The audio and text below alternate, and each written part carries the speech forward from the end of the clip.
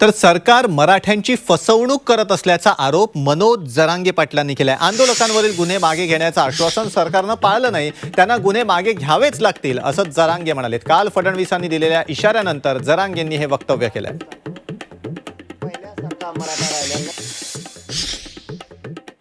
बघा, हा राजकीय विषय नाहीये साहेब, नाहीये।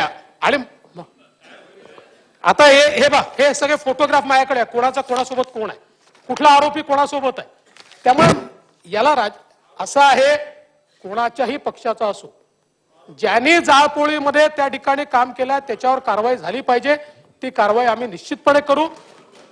आणि या संदर्भात मी पुन्हा सांगतो, कुठलाही आरोपी त्याला सोडणार नाही म्हणजे नाही। गुन्हे वापस घ्यायचं त्यांनाच सांगितलेले, त्यांना सरसकट घ्यावेच लागणार आहेत। कुठं काय कुणाकडून काय प्रकार घडला त्याबद्दल आम्ही त्यांचं समर्थन कधी केलेलं नाही, करणार पण नाही, केलेलं पण नाही।